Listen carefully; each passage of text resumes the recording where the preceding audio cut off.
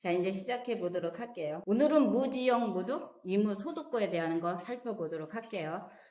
여기서 이제 무지영 무득이에요. 무지영 무득이에요. 그러니까 지혜도 없고 지혜를 통해서 얻을 것도 없다. 이것이 무지영 무득이다라고 해요. 우리가 저번 시간까지 살펴봤던 무한계 내지 무의식계, 무무명, 영무, 무명진 내지 무노사, 영무, 노사진, 무고, 진멸도라고 해서 12영계와 사성제, 이 영계가 우리 현실 세계에서는 인식되고 이해되지만 공의 입장에서는 12가지 영계가 해당되는 것이 없기 때문에 어떤 상대적 개념이 없는 것을 공이다라고 말한다라고 해요.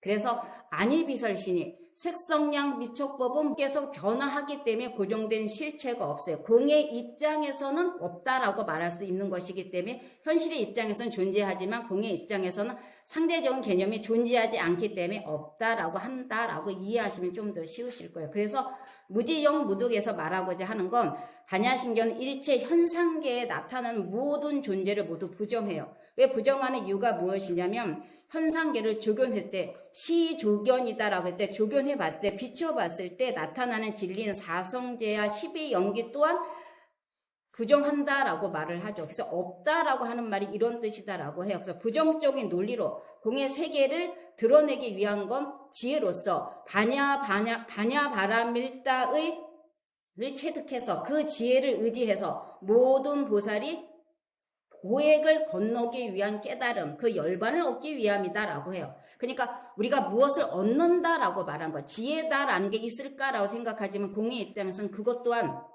완벽하게 버려야 된다라고 말해요. 지혜를 통해서 얻을 것은 없어요. 우리가 지금 알고 있는 이치로 아는 것, 작은 지혜로서 알 수 있는 이런 거, 사성제, 12영계 이런 것은 현실 세계에서는 존재하지만 본질적인 입장에서 들어가 보면 존재치 않아요. 라고 말한다라고 이 반야신경에서 말하고 있습니다. 그래서 우리가 깨달음을 이루기 위해서는 지혜를 닦아나가기 위해서는 지혜라는 것이 필요해요. 이 지혜라는 것이 어떤 것이냐면 깨달음으로 가기 위해 고해를 건너는 배의 이름을 지혜라고 말을 하는 거죠. 우리가 지금 이제 깨달음으로 가야 돼요. 그 깨달음을 가기 위해서 고해의 바다를 건너는 그 배의 이름을 지혜라고 해요. 그래서 배를 통해서 우리 깨달음이 피안의 세계로 가요. 그런데 우리는 그 깨달음의 길이 지혜라고 하니까 그 배에 집착하니까 그것 또한 버려라 라고 말하는 것이다. 이해하시면 좀 쉽겠죠. 그러니까 무지라고 말했을 때 우리는 어떤 지혜를 얻으면 공부를 하고 그거 공부를 통해서 내가 어떤 지혜가 만들어질 것이라 생각하는 것 또한 집착이기 때문에 그것 또한 버렸을 때만이 완벽하게 반야신경에서 공을 체득했다라고 말하죠. 그래서 사성제 12인연 이런 가르침이요. 그냥 안주하거나 머물러서는 안 된다라고 말하죠. 무지영 무득은 지혜를 통해서 지혜도 없고 지혜를 통해서 얻을 것도 없다라는 말을 강조하기 위해서 무지영 무득이다라고 말을 해요. 자, 그 다음에 이무소득고. 이무소득고는요, 이것도 얻을 것이 없다라는 건 뭐냐면 무지영 무득을 표현하는 또 다른 표현이다라고 해요. 그러니까 다 없다라고 부정했어요. 우리는 뭔가를 얻으려고 해요. 그러니까 우리가 살아가면서 주어진 시간과 주어진 삶은 아름답게 가꿔야 간다라는 건 맞는 말이에요. 그런데 우리가 살아가는 삶 속에 우리가 생각하는 상이라는 그 번뇌가 항상 아름답게만 생각하지 않아요. 그래서 그것 때문에 우리는 괴로워요. 내가 짓고 있는 이 생각이 나를 괴롭힐 때가 굉장히 많은데 이왕지상에 생각할 거라면 좀 더 좋은 생각, 좀 더 선한 생각을 통해서 얻어가는 것이 있으면 좋지 않을까 이런 것이 반야신경에서 말하고자 하는 거죠. 그런데 여기서는 이무소득과 그런 것조차도 하나도 없다라고 말하는 거죠. 제가 사실 법회하기 전에 이 말 먼저 하고 하려고 했는데 까먹었어요. 뭐냐면 우리가 시흥시 인재양성재단에 장학금을 기탁하기로 했어요. 그래서 그 심사가 통과해서 6월 10일 날 기탁식인가 그걸 했어요. 근데 저보고 와서 참석해서 그런 장학금 내면 이따만한 프랭카드에 뭐 얼마 냈다 이런 거 하거든요. 근데 저는 개인적으로 제 돈은 아니에요. 왜냐하면 여러분이 내신 보시금과 기도금으로 그 제가 장학금을 낸 거기 때문에 제 돈도 아닌데 제가 생색 내는 건 너무 웃긴 것 같다는 생각을 해서 오라 그랬는데 못 간다 그랬어요.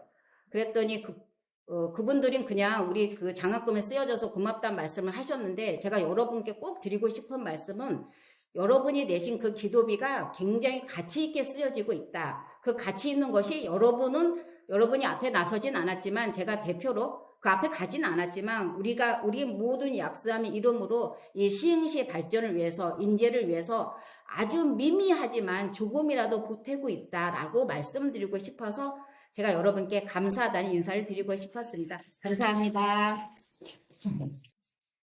그 다음에요. 그러니까 그런 것처럼 우리가 조금만 더 선하게 생각하고 조금만 더 좋은 선행을 베풀면 그것이 나의 삶을 지탱하는데 좀 더 좋은 게 아닐까라는 생각을 해보죠. 그래서 내 것이라고 생각하는 세속적인 건 즐거울 때도 있고 괴로울 때도 있어요. 그렇지만 본질적인 입장에서 바라보면 절대적으로 즐거움과 절대적인 괴로움은 존재치 않아요. 그런데 우리는 세속의 속에 이것만 가지면 나는 행복할 것 같지만 그걸 도착하게 되면 또 다른 뭔가가 있죠. 그래서 우리 보살님들이 맨 처음엔 우리 애가 대학만 가게 해주세요라고 기도를 해요. 그 아이가 대학을 가요. 그러면 좋은 직장에 취직하게 해주세요라고 기도를 해요.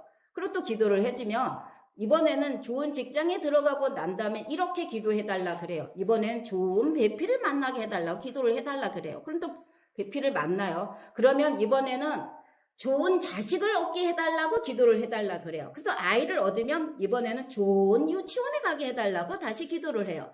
그래서 돌고 돌아요. 그 아이가 다시 중고등학교를 가고 대학교를 가고 다시 이렇게 돌고 돌죠. 그런 속에서 우리가 즐거움도 맛보고 괴로움도 맛보지만 이무소득고라고 말하는 건 소득하는 거 없죠. 그래서 반야싱의 핵심이 뭐냐면요. 일체 제법이 공이라는 거죠. 어떤 것도 공이기 때문에 내 것이다라고 주장할 것은 하나도 없던데 우리는 내가 생각하는 현실의 세계에선 육경과 육식이 있기 때문에 그것 때문에 우리는 존재한다고 생각하지만 그런 것은 존재하지 않는다라는 이야기를 계속하고 있다라고 보시면 돼요. 그래서 금강경에서 이렇게 말하고 있죠. 열의실견본에서 범서유상 계시허망 약견 재상비상 직견 열애라 그래서 무릇 있는 바 상은 다 허망한 것이니 만약 상이 아닌 줄 알면 그것은 바로 열애를 본다라고 말했죠. 우리가 상이다라고 말한 이것이 뭐냐면 내가 지금 보고 있는 모습 있죠. 내가 지금 보고 있는 좋다라고 말했을 때 내가 좋으면 좋은 거예요. 내가 싫으면 어떤 것도 싫어요. 그렇기 때문에 우리가 그것이 좋다라고 주장하는 순간이 왔을 때 재상비상인 걸 알면 그것이 완벽하게 열애를 볼 수 있죠. 그런데 우리는 가지려고 하죠. 더 많은 걸 얻으려고 하죠. 그렇기 때문에 내가 지금 갖고 있는 것이 굉장히 미미하고 작고 좀 더 크고 좀 더 크고 좀 더 많이 그래서 집착하게 되니까 반야신경에선 죄를 통해서 얻을 것도 없고 그것 또한 얻을 어떤 것도 일체 모든 것이 공이기 때문에 그렇게 존재하지 않는다라고 계속해서 설명하고 있다라고 해요. 그래서 우리가 방금 외웠던 법성계 우보익생 만원공 중생 수기 득이이다라고 하는 개송을 여러분이 외우셨을 거예요. 기억나죠? 그거 뭐냐면 밖에 나갔는데 비가 오는데 보배비가 내려요. 얼마나 좋겠습니까? 황금이 떨어지고 다이아몬드가 떨어지고 요새 금값이 굉장히 비싸대요. 한 돈에 60 얼마. 그럼 금이 막 비로 내려요. 그런데 중생 수기 득이에요. 중생이 갖고 있는 그릇만큼만 받아갈 수 있죠. 여러분 그릇이 대야면 대야만큼은 받아갈 수 있겠죠. 그런데 여러분의 그릇이 종지라면 금 한 돈밖에 못 받아가겠죠. 억울하지 않습니까? 비가 내리는데 누구는 이따만한 곳에다가 금을 큰 거 받아가고 나는 그릇이 요거밖에 안 돼서 조금밖에 못 억울하지 않겠습니까? 그러면 억울하지 않게 하는 방법은 딱 하나예요. 나의 그릇을 넓히는 방법밖에 없게. 내가 그릇만 넓히면 우보익생 만호공이 돼서 하늘에서 보배비가 내릴 때 내 근기가 크면 이만큼 받아갈. 그러기 위해선 나의 도량을 넓힐 필요가 있죠. 그래서 어떤 상에 집착하지 않았을 때 훨씬 더 여러분의 그릇이 커질 수 있다라고요. 그래서 소견이 좋다라고 말할 때 밴댕이 그래요. 그래요. 제가 이렇게 말 안 한 거예요.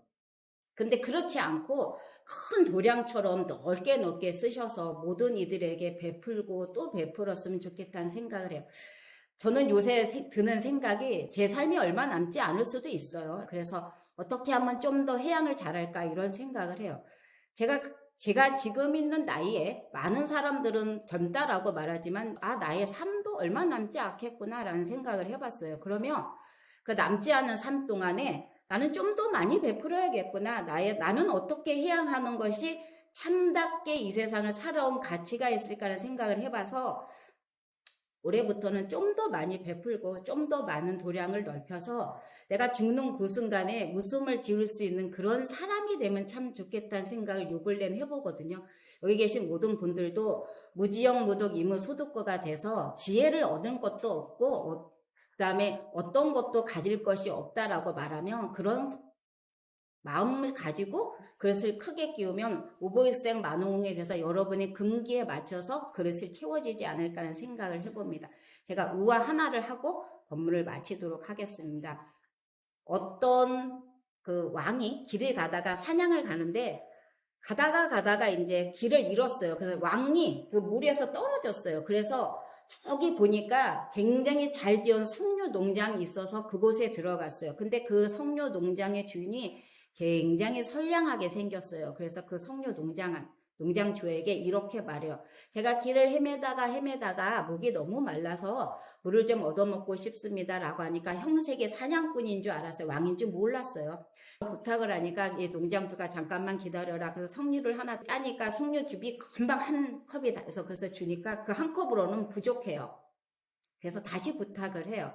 제가 지금 목이 아직까지 갈증이 해소되지 않았으니까 다시 한 컵만 주시겠습니까? 라고 해서 그 농장주를 보내요. 그 석류를 따고 있는데 처음에 그 사람은 순수한 마음으로 물을 원했는데 두 번째 부탁을 했을 땐 야, 이렇게 농장이 크고 석류가 이렇게 잘 익었으면 내가 세금을 엄청 많이 매겨야겠구나 이런 생각을 했어요. 이 임금이 맨 처음에는 순수한 마음이었는데 그러니까 한 시간이 지나도 그 석류즙을 안 갖고 와요. 그래서 이제 임금이 찾아가 봐요. 왜 아까는 5분도 안 돼서 한 컵을 칵 튀워서 갖고 왔는데 왜 아직까지 이렇게 한 컵도 잘 못 태우냐 이랬더니 그 농장주가 사람의 마음을 깨뜨려 보는 사람이었어요. 그러니까 그 농장주가 그 왕한테 왕인 줄 모르지만 이렇게 말해요. 당신은 처음에 이곳에 들어왔을 때 순수한 마음으로 물을 원했습니다. 그렇기 때문에 석류도 알아보고 그 순수한 마음을 알아봐서 석류즙이 잔뜩 나오는데 당신 두 번째는 순수한 당신의 인간의 본성을 저버렸기 때문에 석류도 그것을 알아차려서 즙이 안 나오고 있다라는 말을 하죠. 그러니까 우리가 알고 있는 자연도 우리가 어떤 마음을 먹고 있고 우리가 어떤 행동을 하느냐에 따라 자연도 우리를 마음을 알 수 있듯이 석류뿐만 아니라 어떤 모든 것도 다 마찬가지니까 오늘 하루만이라도 내가 어떻게 나의 인생을 마칠까 아니면 나의 인생을 어떻게 살아가는 게 가장 좋은 방법일까 나는 내가 갖고 있는 인간의 본성을 가장 순수하게 살고 있는가 한번 생각해보는 날이 되기를 바라면서 법문을 마치도록 하겠습니다. 성불하십시오.